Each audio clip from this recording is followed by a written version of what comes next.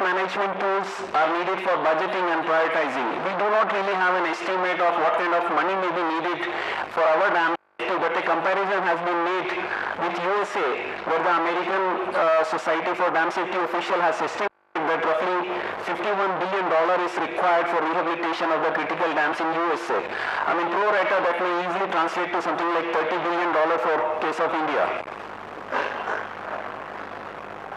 A few lessons which we have learned from the DRIP, where we have reviewed about 231 dams already. I just want to summarize quickly. We have serious issue in terms of design flood review.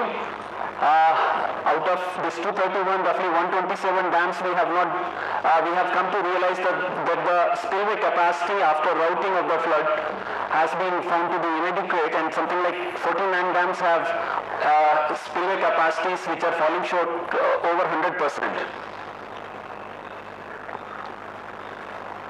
In dams having inadequate spillway capacity, the capacity enhancement is not found to be feasible in many cases. Only roughly one-third of the cases we were able to make it feasible. So non-structural measures have been proposed for roughly 61% of the dam, and in roughly 11% we actually are trying to encroach a little bit of freeboard also. Non-structural options, which now we intend to cover for 61% of the dam, they include identification of lower reservoir levels during flood seasons, pre-release of water at maximum rate for 24 hours, warning of a flood code retention basins, and control over topping of dam. The last two are still not something which seriously we have been able to put forward, but the first two are being implemented.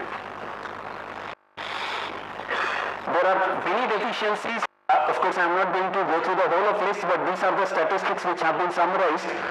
This is in respect of masonry dams, the dams, and the different areas of concern which have been listed are given on the slide. Similarly, on the embankment dams, the statistics go something like this, and for concrete dams, these are the issues which have been listed and identified for the drip dams.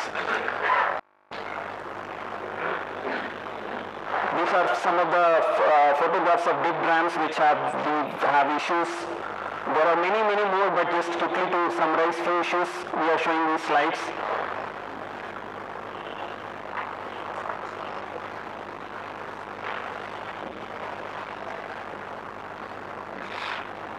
The last one is not really a drip dam, but a serious issue which has come to our notice now, and that is indicated here.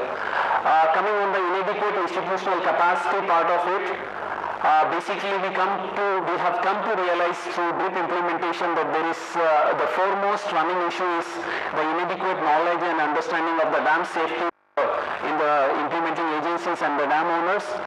Of course, there is an issue of insufficient manpower, improper delegations, inadequate budgeting, absolute absence of records in many cases, neglect and absence of operation and maintenance manuals, and of course lack of emergency action plan. Our DRIP experiences are indicative of, by and large, the state of affair in India, because the drip dams form a fair sample of overall basket of India's large dam, and we deduce that a substantial proportion of India's large dams require urgent actions for hydrological and structural safety. Emergency action plans are needed for operational exigencies during extreme river as well as for a potential dam break scenario. Institutional dam safety capacity of the dam owning organizations are needed to be developed on priority. With these few statements, I would like to pass the discussion to the session. It's an open session. Thank you. I think there's a work which कहना चाहेंगे, right?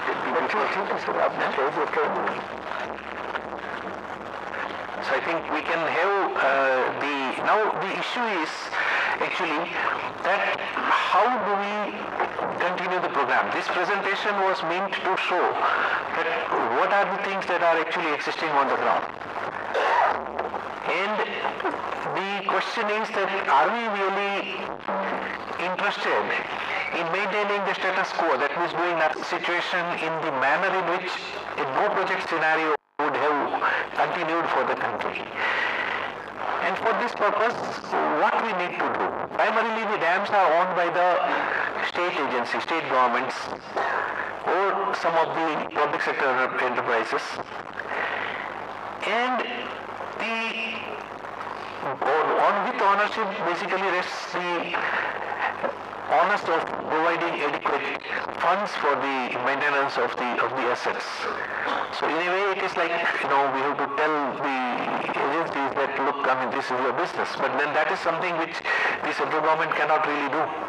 We do have a responsibility in the terms of overall water security of the country, in the terms of interbasin implications of the dam safety issues in the country. So we cannot completely, as a federal setup, the union or central government also cannot really completely wash its hands of the matter. But then it can do very little if the implementing agency, that is the states, are not on board.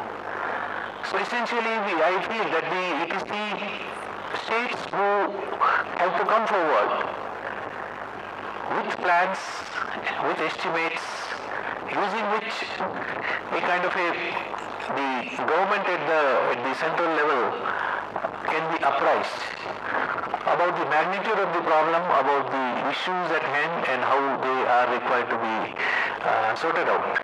And once we do that, then it will be a matter of finding the money, finding the steps, the graduating our responses, so that we can have a graduated response, how much money we can mobilize from our internal resources, how much money we might need from some external resources. All those things we can follow. But the first and foremost thing is that we need something where we have to have a kind of a mechanism at the national level operating in this direction.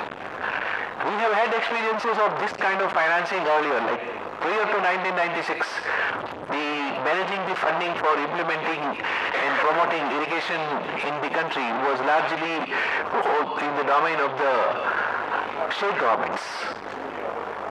But then in 1996, the central government woke up to this fact of these projects languishing because of the lack of funding, and in the process we ended up starting this accelerated irrigation benefits program.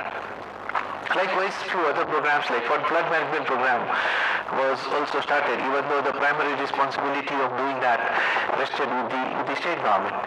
So now here again, we are facing almost a similar kind of situation, where we all may have some kind of internal funding constraints, some kind of lack of attention, mainly arising out of the lack of funding. Because when you know that I don't have money for it, then why think about it? We better keep it under the carpet. So this is the issue where we need your help, we need your thoughts,